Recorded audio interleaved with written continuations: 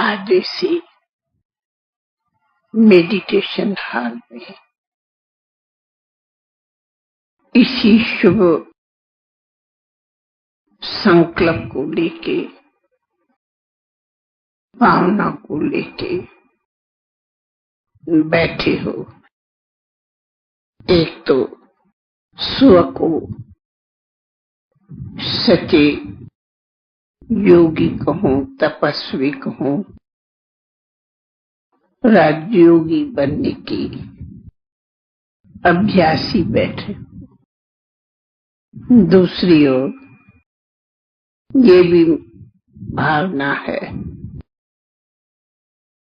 कि हम अपने अपने विद्यार्थियों में भी इस राजयोग की प्रेरणा देवे। क्यों?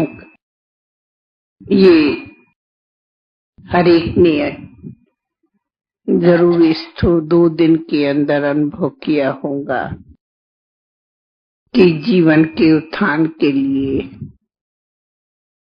इस राजयोग की आधार कितना जरूरी। ये राजयोग स्वयं को आत्मिक शक्ति देता, सत्य बुद्धि की जजमेंट देता, ऊंचे महान कर्म करने की, कर्तव्य करने की, कार्य करने की प्रेरणा देता, अपने आत्मिक बल पर निराधार करता, जो जीवन में, प्रवृत्ति में, गृहस्थी में, समाज में कमियां होती, उन कमियों को निकालने की अथवा उनमें सत्कर्म करने की, सुकर्म करने की शक्ति देता। ये राजयोग अपने जीवन का सच्चा आधार बन जाता, मुश्किल को आसान कर देता,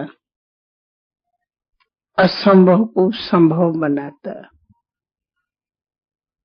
चिंताओं से मुक्त करता, तनाव से मुक्त करता। ये राजयोग जीवन का अगर प्रिय अंग बना दिया तो आप ऐसे निरंतर अनुभव करेंगे कि ये जीवन एक सच्चा डायमंड बनी है। क्यों? अभी मनुष्य अपनी कई कारणों से, खुद से अथवा दूसरों से इतनी नफरत करता जैसे कि कोई गंदी चीज से कोई नफरत करे। लेकिन ये राजयोग नफरतों से बदल के कहा, दुश्मनों को दोस्त बनाता, नफरत की जगह प्रेम सिखाता, बुरे के बदली भलाई की भावनाएं पैदा करता। अभी मनुष्य समझते ये कहीं वैरी है, परंतु नहीं, वैरी कोई नहीं है। इसीलिए इस राजयोग से सच्चे धर्म और सच्चे कर्म की एक शक्ति मिल जाती। एक परमात्मा से प्रीत रखो, प्रेम रखो, प्यार रखो। ये जीवन का कल्याणकारी कदम होगा जिससे पदम मां पदम भाग्यवान बनेंगे। ये राजयोग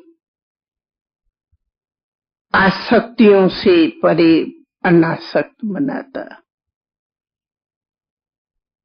अच्छे से अच्छे प्रवृत्ति में रहो, चाहे महल हो, चाहे मोटर हो, चाहे कारखाने हो, अच्छे से अच्छे कार्य करो, भले करो, खूब करो। संपत्ति है, खूब सफल करो। परंतु जहां आसक्तियां बढ़ती है वहां जीवन के अंदर अनेक कुकर्म होते। अपने हाथ सत्कर्म से बदल के विकर्म की तरफ जाते हैं।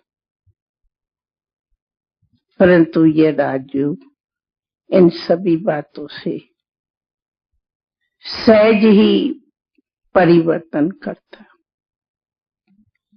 तो आप सभी यहाँ शिक्षक बैठे हो, जितना स्वयं में इन सभी धारणाओं का श्रेष्ठ आचरण करेंगे, आप बच्चों के आधार रूप हो, तो उन बच्चों में भी श्रेष्ठता लाएंगे। भल आज के युग में बच्चे किस प्रकारों के संस्कारों वाले स्कूल में आते होंगे, वो आप लोग स्वयं अनुभवी हो भी। परंतु उन्होंने भी अगर ऐसा संगठन स्कूल का कॉलेजेस में क्लासेस में तैयार करेंगे तो कहा जाता है ये कॉमन है, एक बुरा 10 को बुराई सिखाता, पर एक अच्छा 100 को अच्छाई सिखाएगा। इसलिए अगर एक अच्छा बनता तो वो 100 को इतना ही सुंदर शक्तिवान बनाता। इसीलिए आप शिक्षकों को हम कहती हूँ आप हो, जैसे आम का झाड़ का बीज होता, बीज ही आधार है झाड़ के फल का। शिक्षक है हर मानव का बीज। आप माँ बाप भल 5 बरस तक छोटेपन में आधार होते, सबसे पहले माता गुरु होती। परंतु अगर देखा जावे जीवन का विशेष काल, कम से कम मेरा ख्याल है 15-20 बरस तो बच्चे अपनी स्कूली कॉलेजी लाइफ में समय देते।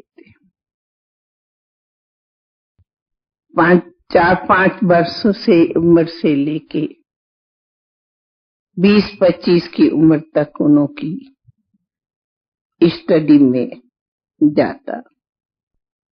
तो हर विषय को योग से संबंध करके अपनों में ये एक शक्ति भरो। तो क्या साइंस इतनी आगे बढ़ी, लेकिन कहा जाता एक है साइंस की शक्ति तो दूसरी है साइलेंस की।